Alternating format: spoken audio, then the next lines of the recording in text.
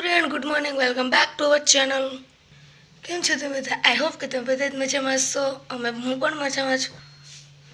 તો આજે જો સવારમાં એડ્રેસ વેરો છો ઉઠ્યા છે. ચાલો હજી કામ કરી લઈએ અને ત્યારબાદ ફ્રેશ થઈ જઈએ.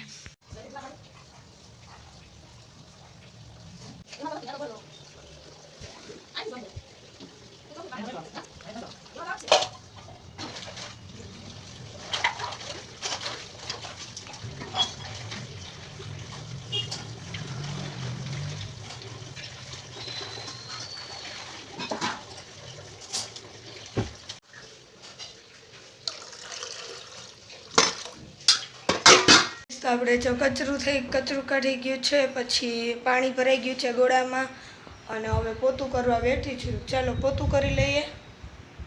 આવવાના છે આપણી ઘરે મહેમાન, તો ચાલો જો ટાંકો ભરાઈ ગયું બંધ કરી દો.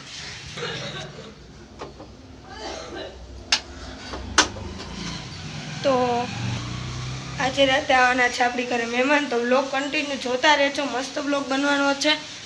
અને રાતે મહેમાનને અહીંયા જમવા તો બધું કામ થઈ ગયું છે અને હવે આપણે ફ્રેશ થવા જશું. ચાલો ફ્રેશ થઈ આવો ગાઈસ. તો ફાઇનલી આપણે નાહી ધોઈને રેડી થઈ ગયા છીએ, ફ્રેશ થઈ ગયા છીએ અને હેર વોશ કર્યા છે આજે આપણે.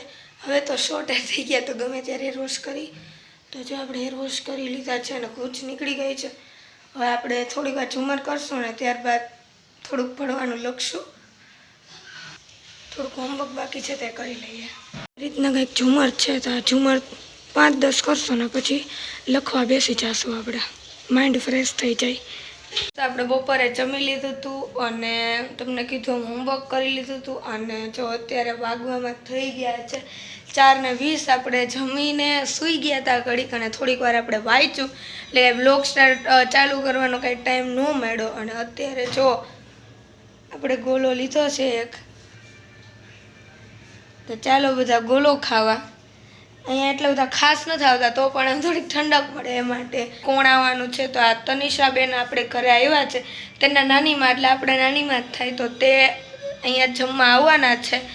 તો બ્લોગ જોતા રહેજો, બહુ જ મજા આવવાની છે. હું તમને વારંવાર કહેતી રહીશ, બ્લોગમાં કન્ટિન્યુ રહેજો. અને ગાઈસ ચાલો તમે બધા પણ ગોલા ખાવા. અને કોને ગોલા ભાવે છે તે કમેન્ટ કરજો. અને કોણ રાજકોટથી છે તે પણ કમેન્ટ કરજો. અને રાજકોટના ક્યાં સારા ગોલા મળે છે તે કોમેન્ટ કરજો, તો આપણે ટ્રાય કરશું. ચાલો તો મળીએ કંઈક.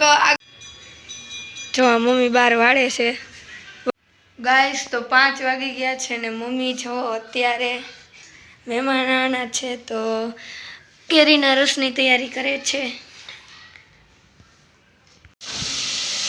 ગાઈસ અત્યારે 7 વાગી ગયા છે ને મમ્મી જો શાક વઘારે છે.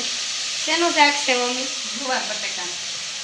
કે છે હાલો શું છે મમ્મી આજનું મેનુ? ગુવાર બટાકાનું શાક, પૂરી, રોટલી અને રસ. ચાલો બધા, હજી તો બન્યું નથી, હજી રસ થઈ ગયો છે ને શાક વઘારાઈ ગયું જો. એન્ડ ફાઇનલી ગાઈસ બધા જમવા બેસી ગયા છે. જમવા ગુવાર બટેટાનું શાક, પૂરી, તમને કીધું એમ મેનુ. અને જો ફાઇનલી બધા જમવા બેસી ગયા છે. ચાલો તમે બધા પણ જમવા. ઈનો